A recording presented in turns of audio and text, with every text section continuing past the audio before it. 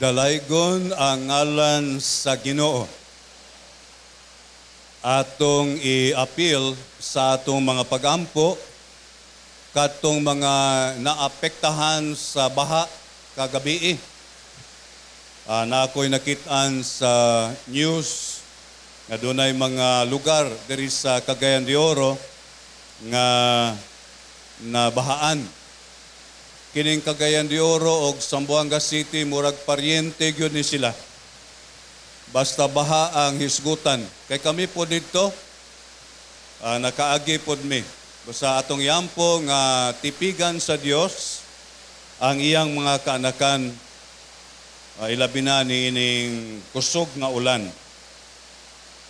Kung nakakita kamo sa balita nga kagahapon, dunay usa ka barko nga gikan sa Libya nga puno sa mga immigrants, mga North Africans nga gusto silang moadto sa Italy. Gikan sila sa Libya o kay lisod man ang kinabuhi sa North Africa, gusto silang moadto sa Europe. Pero ang problema, kay dool na sila sa Greece, nakatagbo sila kusog nga hangin o dagko nga mga balod. Gisulayan sila og tabang sa mga Coast Guard sa Greece, pero nalunod ang maong barko o daghan ang mga nalunod, namatay.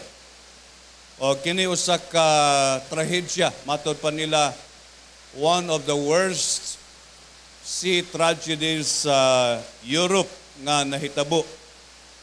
Kay daghang mga tao tungod sa kalisod sa ilang kahimtang sa ilang lugar, maningkamot sila nga muadto sa laing lugar, nga maninguha sila nga mabag-o ang ilang kinabuhi, pero kuyaw ang ilang agian.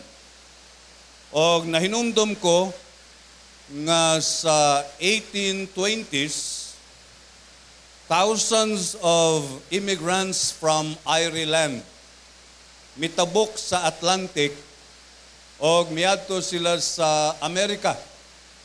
Kay niadtong panahon na dunay kagutom dito sa Ireland. Daghang mga tao ang namatay. Busa, nagdesisyon sila nga motabok. Pag-abot nila sa Amerika, they were hoping that they would have a better life in America. Pero ang mga Irish, wala man sila gitagad og maayo sa mga unang nangabot. Kay sa Amerika, dunay unang nangabot. Ang mga British, mga Germans, mga Dutch.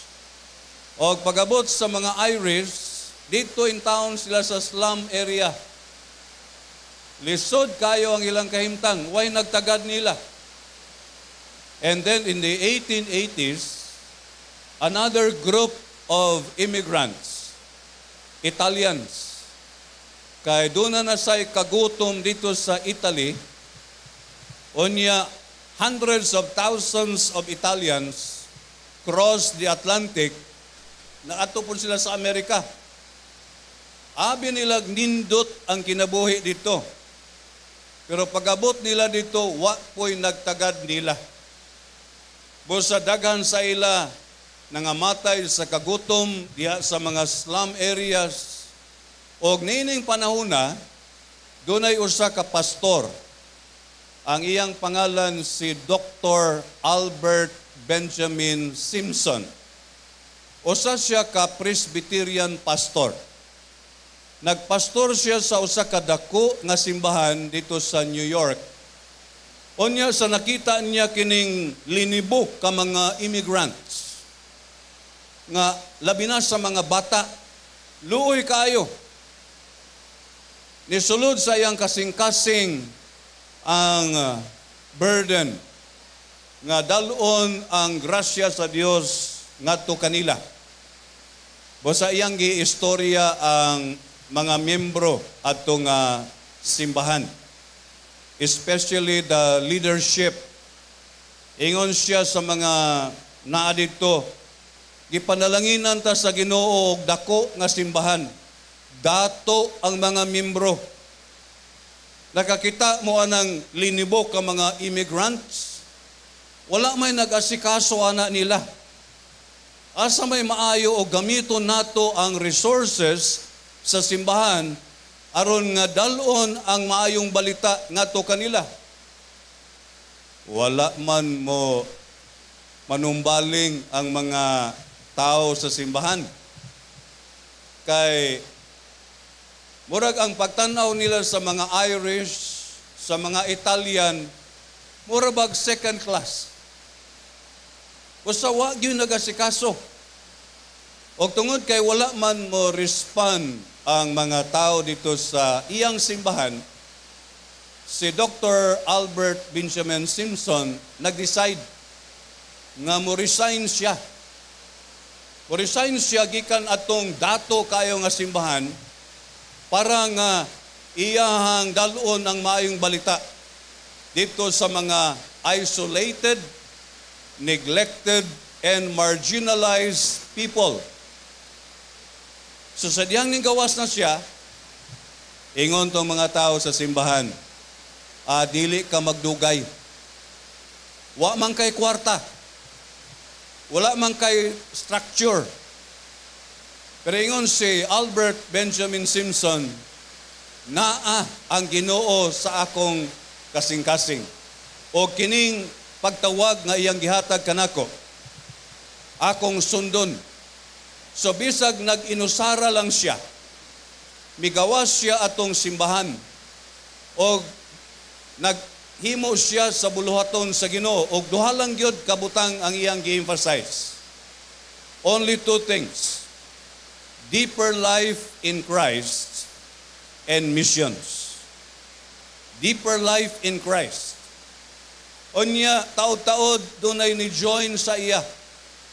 Usa, duha, tulo, upat, magtigom sila for the purpose of deeper life in Christ.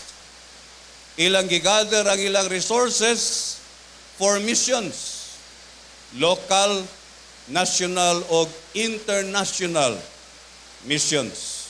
Wala kayo sila mag-emphasize sa buildings. Bisag asa sila magtigom. Pareha ko datong akong istorya kagabi, nga upat ka tao magtigom dito sa punuan sa mangga. Wala may problema asa magtigom. Ang importante nga ang presensya sa Dios uban kanila. So from 1898, nagsugod ang ministry sa Christian and Missionary Alliance. Duha ra gyud: deeper life in Christ and missions. In 1901, ang primero nga mga missionary gikan sa Amerika niabot diri sa Pilipinas. The first Alliance missionaries arrived in the Philippines. O dito sila gilabay sa Zamboanga. Mao na nga ang primerong simbahan sa Christian and Missionary Alliance is in Zamboanga City. O dito nagsugod ang buluhaton sa Christian and Missionary Alliance Churches of the Philippines. Ang una-una sa mga tao sa iyang simbahan, nga dili gyud siya magdugay. Wa man siya kwarta. Wala siya structure. But in 1977, 82 countries in the world dunay alliance missionary. 82 countries in the world naay alliance missionary. In 1977, kadtong dako nga simbahan nga iyang gibiyaan, nga dato kayo, influential kayo ang mga tao, closed down. Igsoon, usahay maghunahuna ta, nga mulahutay ta kay naatay kwarta. Usahay maghunahuna ta, nga mulahutay ta kay maayo ang atong structure. But the Christian and Missionary Alliance continued for only two things: emphasizing deeper life in Christ and missions. And in 1947, na-organize ang Christian and Missionary Alliance Churches of the Philippines. Kabalungog pila ka simbahan ang nag-organize sa Christian and Missionary Alliance Churches of the Philippines? 13.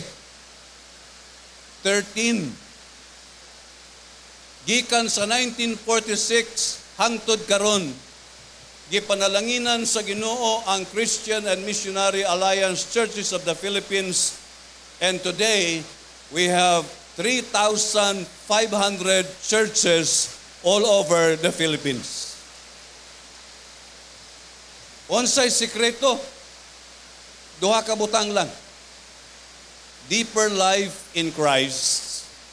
We gather together para punon ang atong hunahuna, kasing-kasing o kinabuhi sa pulong sa Dios, o atong i-gather ang atong resources for local, national, and international missions. Kanara gyud, way lain. O usahay makadungog ta nga nganong dili man ta mangupya sa uban. Nabi tayo kinaiya sa ba, through the years, na ay mga tao nga mo suggest nga, anong dili man na nato himuon ang ginahimo sa uban? Kaya usahay, kung makakita kita og laing grupo, mura ba tag maibog sa ila? Ya gusto tang mukopya sa ila. Ang akong tambag, magpabilin lang ta aning duha. Magpabilin lang ta. Kay gikan sa 1946 og hangtod karon, gipanalanginan ta sa Ginoo tungod kay kining duha atong gi-emphasize. Nga mulalom ang atong pagtuo diha kang Kristo og ang atong resources atong gamiton para sa misyon. Di na ta kinahanglan mangupya sa uban. Di na ta kinahanglan mo kompetensya sa uban. O dili na kinahanglan mo criticize ta sa uban. Kay naay gitugyan sa Ginoo kanato nga para gyud ni sa ato. Ambot og asa na si Jack Ma karon. Kay before the pandemic, he was considered the richest man in China. Pero murag na siya problema sa Chinese government, wa ko kabalog asa na siya karon. Siya man ang founder sa Alibaba. Before the pandemic, nakakita ko og video nga doon na sila dialogue with the CEO of American Express. Familiar mo sa American Express? Usap ko na siya kadako nga korporasyon. Onya sa dialogue ni Jack Ma o ni ining CEO sa American Express, doon ay story nga gihatag si Jack Ma. Ambot og tinuod tong yang istorya raman to niya, naminaw raman po ko. Ingon siya nga ang tag-iya daw sa Starbucks, daghan mong mahilig o kape diri, no? Ang tag-iya daw sa Starbucks, miadto sa Germany, kay gusto siyang magbutang og branch dito. Pag-abot niya dito, he happened to go to a very rich, dato kaya nga lugar. Tag-as og dagko kayong mga buildings, nindot kayo. Narito ang mga headquarters sa mga dagko nga mga korporasyon. Ingon daw ang tag-iya sa Starbucks, dili ko pwede dire. Sa rental lang dire, mamatay ko. Pero natingala siya nga, samtang gatanaw-tanaw siya sa palibot, Dagko kayong mga buildings, naman siya nakitaan nga gamay nga cheese store. So na-curious tong tagiya sa Starbucks, siya, yun sa man na niya pag-survive. Gamay man na siya kaayo. O niya, iyang palibot, mga higante. So, nisulod ang tagiya sa Starbucks dito sa gamay nga cheese store. Dayon siya nga, gusto kong mag-iistorya sa tag-iya. Ang tagiya sa cheese store, simple kay nga tao, nag-apron. Siya nga, unsa may imong sekreto? Ipangutana sa tagiya sa Starbucks tong tagiya sa cheese store. Unsa may imong sekreto? How did you survive? Gamay ramang ka nga tindahan, na palibutan kag mga higante. Ingon tong tagiya sa cheese store, I will tell you our secret kung mopalit kag cheese. Negosyante gyud. Parihagod sa uban ninyo diri. Sultihan ako ka, basta mopalit ka sa akong cheese. So nipalit siya sa cheese, ug samtang siya nagkaon-kaon, naglingkod, ingon tong tagiya sa cheese store, ang among pamilya, for more than 100 years, maura gyud niya ang among negosyo. Wa mi laing negosyo, kanira gyud. So nisamot og kataas ang kilay sa tagiya sa Starbucks. How did you survive? Ingon siya, ingon tong tagiya sa cheese store, kami, wala gyud may moadto sa manufacturing, machinery, electronics. Diri ra gyud mi. We produce high quality German cheese. Ora gyud na. Di makatuo ang tagiya sa Starbucks. Ingon tag tagiya sa cheese store, when our great-grandparents made money out of cheese, they bought lands. Nagpalit silang mga yuta. Ang among mga grandparents, when they made money out of cheese, they bought more lands. Ang among mga ginikanan, sa nakakwarta sila out of cheese, they built buildings. Kana mga building ay imong nakita pagsulod nimo dinhi, amo na. Nag-arkila lang na sila sa amo. So ang point ni Jack Ma, kung unsay giintrigo sa imo, focus ka diha. Mudato ra ka. Sama atong tag-iya sa cheese store. The challenge in the alliance is this. Layo-layo naman tong 1901. Layo-layo naman tong 1946, 1947. Nanamta karon sa 2013, 2023. Basi ba og naay mga musulod sa alliance nga wala makahibalor sa signboard? Kana mo murag mo sakay bus, niya di magtanaw sa signboard, okay lang na. Ang problema sila'y mo kuha sa manibela. Magproblema gyud ta. And so it's very important that we in the Christian and Missionary Alliance should go back. Unsa man tong duha ka butang nga gi-emphasize ni Dr. Albert Benjamin Simpson. Deeper life in Christ and missions. We gather together to worship God so that we will be spiritually edified o ang atong resources atong gamiton para sa local, national o international missions.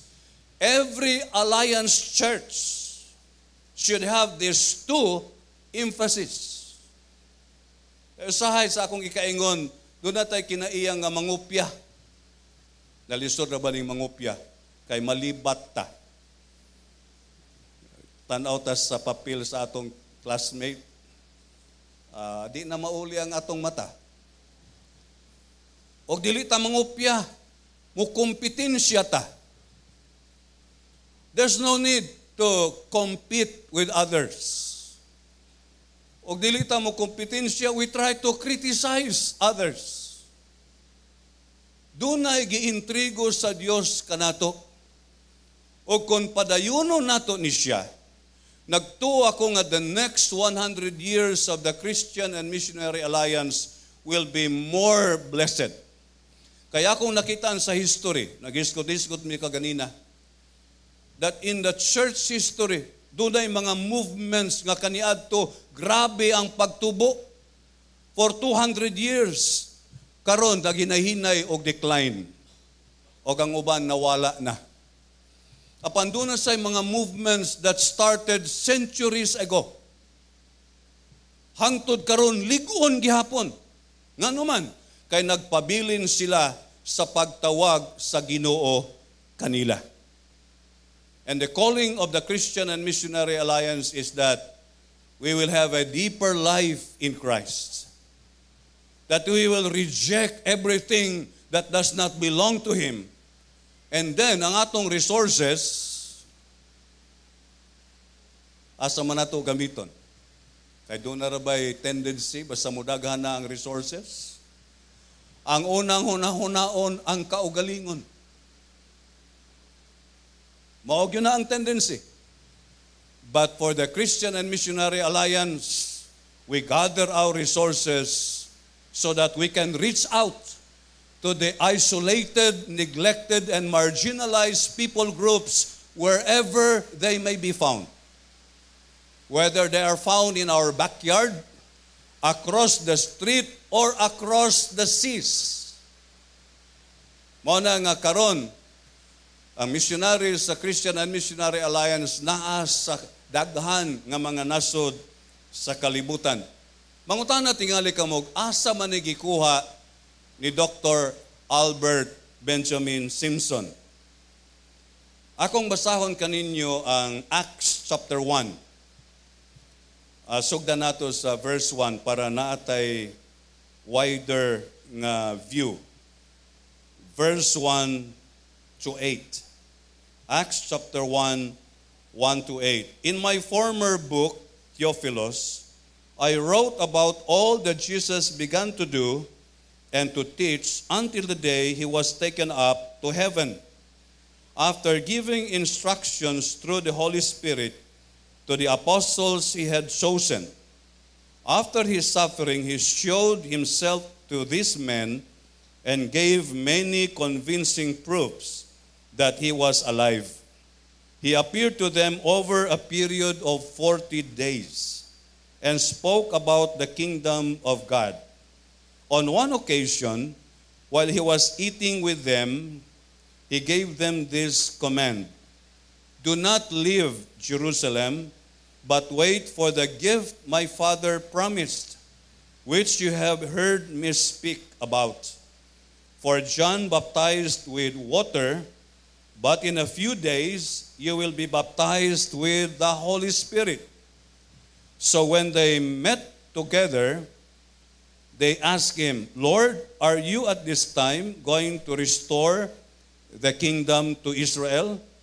He said to them, it is not for you to know the times or dates the Father has set by his own authority, but you will receive power when the Holy Spirit comes on you, and you will be my witnesses in Jerusalem and in all Judea and Samaria and to the ends of the earth. Na dinhi ato makitaan mga igsoon, duha ka importanteng butang nga giingon ni Jesus Christ sa iyang mga disciples. You will receive power when the Holy Spirit comes upon you. Importante kayo na. Importante kayo na sa kinabuhi sa mga anak sa Dios nga ang presensya sa balaang Espiritu naa kanila. There is no substitute to the presence of the Holy Spirit. Kaya usahay, naatay hunahuna nga basta mahimo nato ning usa ka butang, we will become successful.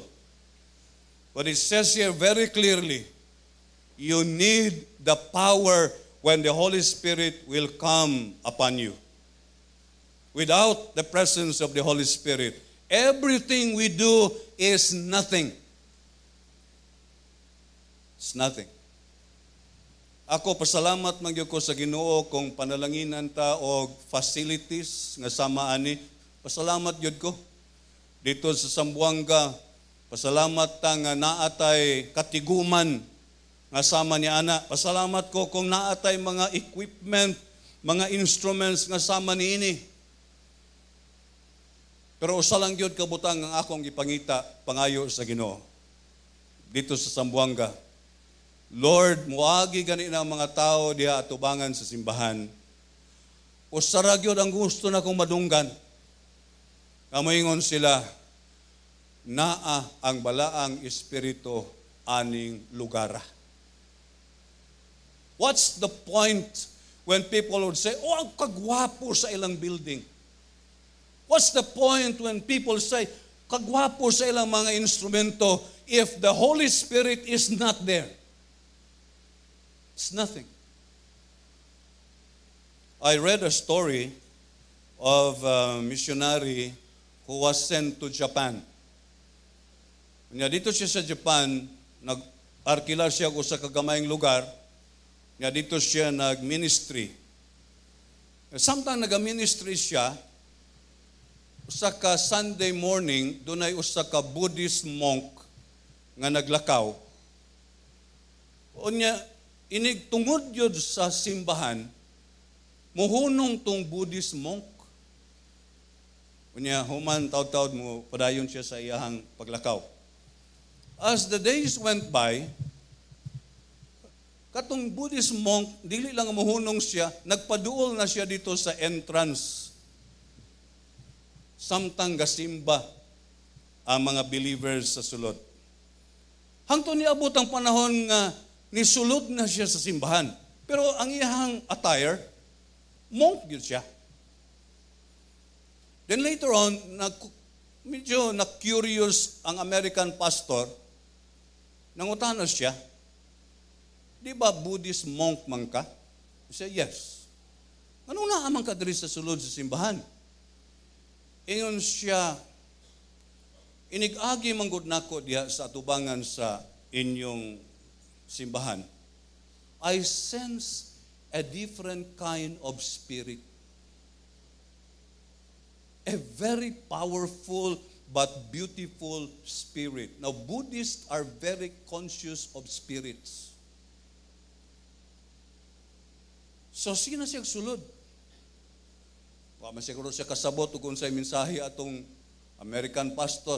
But he sensed a presence of a very powerful and yet beautiful spirit. So sige na siya sulod. Hangtod niabot ang panahon nga nisulod siya, wala na siya nagsanina ato iyahang Buddhist monk attire. And he asked the pastor, can you introduce me to this spirit that I sense all along? And the pastor said, this is the Spirit of Jesus Christ. Niluhod siya atubangan sa altar, and he accepted the Lord Jesus Christ, and today, he is one of the Japanese pastors serving and telling people nga kining balaang espiritu is the most powerful spirit. Pagkadungog nako ana nga testimony, in ko, Lord, maog yun ay gusto na kong mahitabo sa simbahan. Nga muadto ang mga tao, di sila mangitag kinsa, ang ilang pangitaon, ikaw. Kaya doon na tayo kinaiya sa alliance. Kaning dili mo diritsog sulod sa simbahan. Mangutan na ka, ano wa pa magkamusulod? Wa pa may tao. Oh, bitaw. Naasa-asa naman kog adto. Pero dili tingalin na tinuod diri sa inyo, no? Nganong wala pa man mo magsugod og simba? Wala pa man god ang naitudlo, wa pa man siya moabot. Nako, dili ba nga ganina pa man gahulat ang balaang espiritu? Nganong dili naman ta magsugod og simba? Naa naman siya. So nako, Lord, gusto ko nga og muanha sa simbahan ng mga tao, ikaw ang gipangita.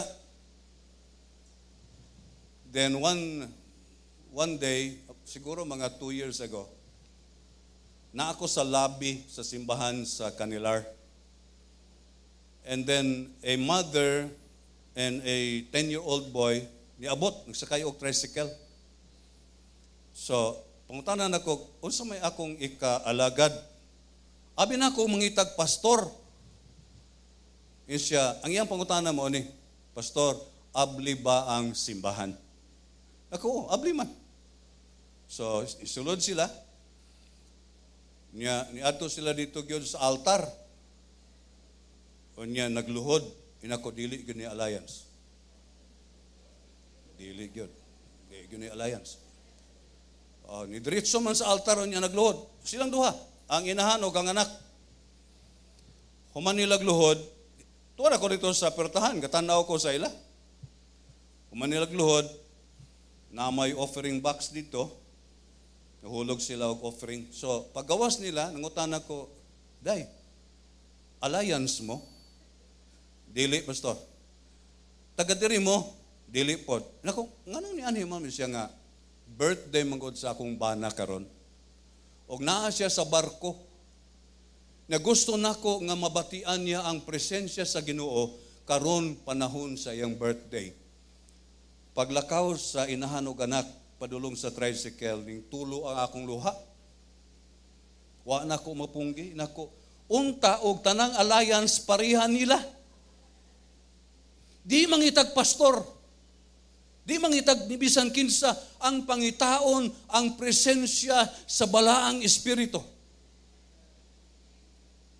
He said here, you will receive power when the Holy Spirit will come upon you.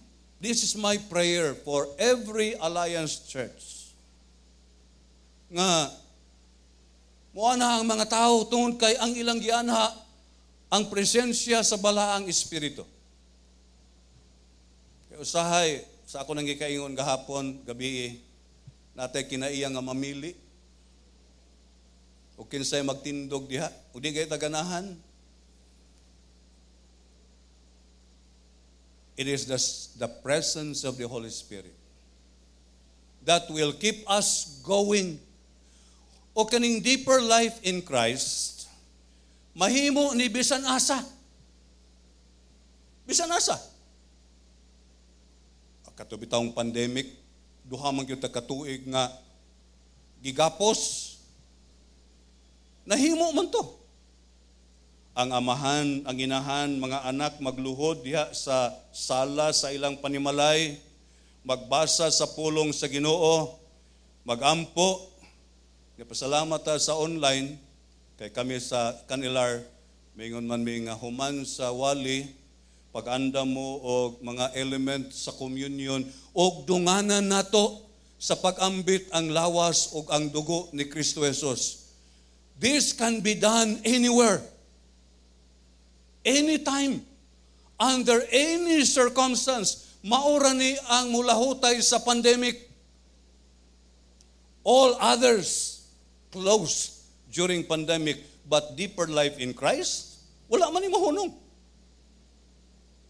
Mo nga matingala kung tanaw sa Facebook, hala, doon na sila yung mga gibautismuhan dito. Na sila gibautismuhan dito. Di ba pandemic man ron? Kay naay mga tao nga ning dawat kang Kristo. Kay ang atong mga resources atong ginagamit aron maabot sila. Deeper life in Christ and missions. Ang ikaduha nga akong nakita diri ingon si Jesus Christ. You will receive power when the Holy Spirit will come upon you, and you will be my witnesses. Now, I would like to underline my witnesses. Para kagahapon, my sheep man tong akong gustong atong i-emphasize. Karon gusto na akong i-emphasize nga himuon ta sa Ginoo nga iyang mga saksi. Now we have lawyers here And the word witness is used in the courtroom or in legal transactions. Unsa may characteristic sa credible witness? A person who sees with his own eyes and hears with his own ears what happened. Maunay characteristic sa witness. Kanabang ang iyang isulti, iyang nakita, o iyang nadungog. Kay kung ang iyang isulti, wala niya makita o wala niya madungog, dili na siya witness, marites na siya. Iyalan ang manufacture ang iyang istorya. Now when Jesus said, "You will be my witnesses," kaniadto sa bata-bata pa ko sa pagpangalagad, ang akong una-una inani, kinanglan mo adto ko dito, I will do everything in my powers because God is watching. I realized that was very stressful. Unsay kinahanglang mahitabo? Muadto ko dito kay naa na ang Ginoo nga nagtrabaho dito. Nya igo ra ko niyang pakiton og iya kong padunggon sa iyang trabaho. He is the actor, I am the witness. Kay kung ako ang aktor, kapoy kayo. Pero kung siya ang aktor, unya, tuwa ko dito, igo ra ko mo palakpak, salamat Lord kay imong giluwas ng tawana. Imong giayo ng tawana, imong gitangtangan o gapos ng tawana, og naa ko dito, nakita nako sa akong mga mata, dadungog nako sa akong mga dalunggan. That's the witness. Mo na kahulugan sa witness. Siya ang mo trabaho, kita tuwa dito. Pero og mo trabaho siya dito sa bukid, dapat tuwapod ka. Mo trabaho siya dito sa isla, dapat tuwapod ka. Kinsa sa inyo diri ang nakaila kang Reverend Rudy Velasco? Evangelist nato na siya, di ba? Sa kaadlaw, gi-invite sila dito sa Sarangani. Island man na siya. So ang ilang team, yato dito, niya naatulto nga, wala ginaning panahon ba, dagko kayong balod. Niya ang mga iho ga, sunod-sunod, nangitag pamahaw. Pag-abot nila dito na ay miscommunication. Ang nag-invite diya sa ila, wala. Ka-experience mo, anak. Ako, pasalamat yung kung nga pag-abot na ko dali, naag dahil ni sugat. Patulog dahil mi dito nindot nga tulganan. Sila, pag-abot nila dito, walay nag-asikaso. Kay miscommunication man. Pero kaya nakaschedule naman sila nga mag-evangelistic meeting, ila nang giplastar ang ilahang tilon kay mag-film showing niya magwali. Why panihapon? Samtang ga film showing, daghang pagtao diya sa plaza. Tunga-tunga sa film showing, hinahinay uli ang mga tao. Ikaw daw, ganahan ka, nitabok na kaglawod, hapit na kahimuong pamahaw paniud to sa mga iho, niya pagsugod sa film showing daghan pang tao niya taud-taud ng layas. Nay nabilin bata. Ingon si Pastor Rudy, "O dong, salamat dong kay imog yung gipahuman ang salida. Unsa may imong ikasulti dong?" Ingon ang bata, "Way lami." Kabantog rang nang uli tong mga tao kay, "Wa man puy lami dito ang ilang salida." Na downhearted yun si Brother Rudy. Pero kay naa may mensahe nga giandam sa Ginoo. Human sa film showing, wali siya. Wa na gyud tao. Wali. Ambot og ganahan mo og wali nga way tao. Wali gyud siya, wali. Niya ang ingon sa Ginoo pag altar call. Altar call wa na may mga tao. So mag altar call diri wa na may mga tao. Pero kusog man gyud ang conviction sa Ginoo nga human naman imong wali, hagita kung kinsa tong gustong mudawat kang Kristo nga iyang Dios ug manluluwas anhi sa altar. wa gyud ni adto sa altar. Wa gyud. Pagkaugma, sayo kayo silang uli. Downhearted, way tulugan maayo, way panihapon, way pamahaw. Pag-abot sa Davao, wa gyud magsaba-saba si Pastor Rudy unsay ilang experience dito. Wa gyud siya magsulti kang bisan kinsa labaw na sa iyang asawa. Wa gyud niya sultihi. Kay usahay kani mga asawa man mo muunag react. Imbitar kanina nila, wa gyud ka pakauna. Oh. Wa gyud ka patulugag tarong, di pareha kang Pastor Rosalita nga nindot kay tulganan. Nya, wa pa gyud katagay honorarium. Ano man ang mga asawa. So ayaw na lang sultihi kay para way samok. Wa hilom lang yun, hilom. 10 years, gilum-luom lang yun ni Pastor Rudy. 10 years. Wala. Then one day, samtang naghulat siya og bus diya sa Ecolan bus terminal. Kabantay siya nga naay lalaki ba nga sige tanaw sa iya. So kulbahan si Pastor Rudy. So kay tuyo aning tawanan si magtanaw sa ako. Nya sige ra bag paduol. Siya og mudagan ko maulaw ta nay makakita ngano ni dagan mo to si Pastor Rudy. So nagpuyo na lang siya sa iyang gilingkuran. Hangtod ni abot na gyud tong batanon pa man nga lalaki. Nya ningon nga, "Sir, dili ba nga si Pastor Rudy Velasco ka?" Siya, "Oo, ako." So isa mo to kahadlok kay nakailaman di siya. Siya ngano nakailaman ka nako? Siya, "Sir, nahinumdum kang dito mo sa Sarangani Island." Siya, "Oo, nahinumdum, pero gikalimtan na nako to. Di nako gusto nga mahinumduman to." Siya, "Nganong nakaibalo man kang atuwa mi sa Sarangani?" Ingon tong batanon nga, "Tuwa man ko dito, Pastor. Tuwa ko. Nakita man ganin ako itong nag-film showing mo, diyan ang uli ang mga tao. Kaya wa sila giganahan sa inyohang salida. Tuwa man ko, pero tuwa ko sa payag. Perti na kong hubuga. Pero pag wali nimo ang conviction sa balahang espiritu, grabe man gyud kayo. Pag altar call nimo, di man gyud ko makalakaw kay perti naman gyud akong dito na lang ko nagluhod kung asa ko nahimutang. Ug akong gidawat si Kristo nga akong Diyos ug manluluwas. Nya ingon si Pastor Rudy, nya kumusta naman?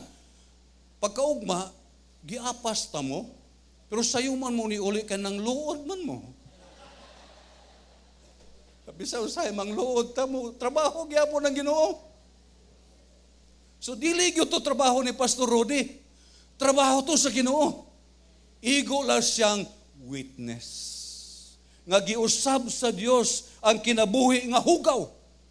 Way pulos, walay purpose sa kinabuhi nga mahimong gamiton sa Dios. Ug wa siya moadto sa Sarangani, di siya mahimong witness.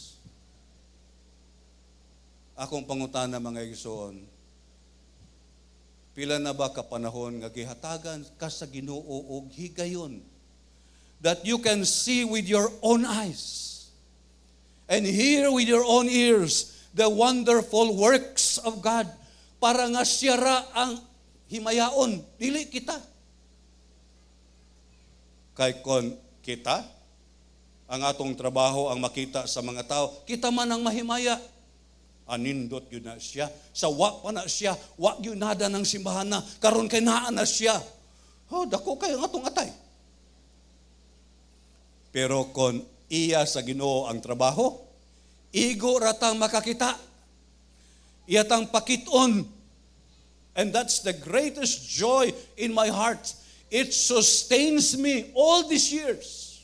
It's not the degrees. It is the opportunity to see for myself and hear for myself. Akato si Pastor Rudy, siya ang nakakita, siya ang nakadungog. Sumingon mo, Pastor, naapo kayo nakitaan? Naapo kayo nadunggan?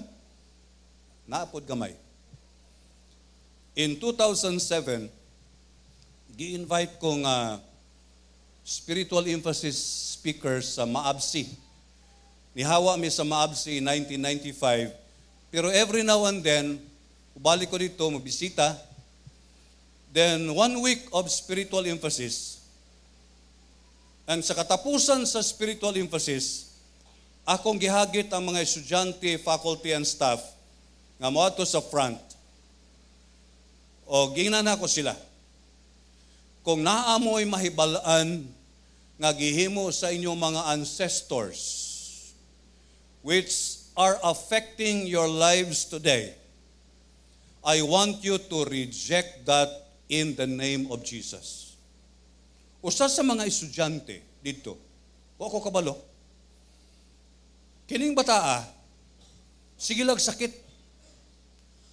Onya gidiagnose sa mga doktor, ang iyang ovaries dunay tumor. Kinahanglan operahan. Ang iyang dughan daghag bukol.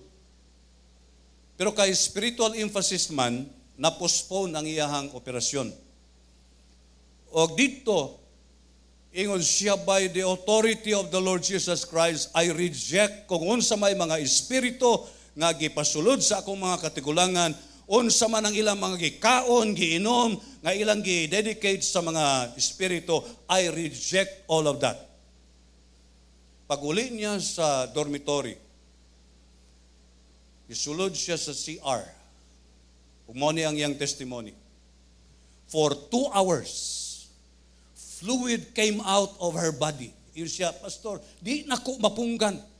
Gibasa na lang nako ang akong lawas kay pertig yung bahua. Agas yun, as in.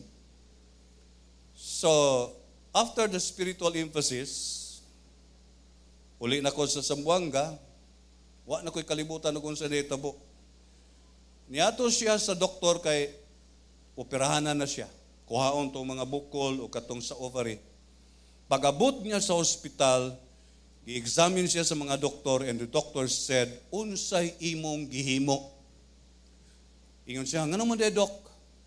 Wala naman ang mga bukol sa imong dughan o ang ultrasound shows nga wala na ang tumor sa imong ovaries.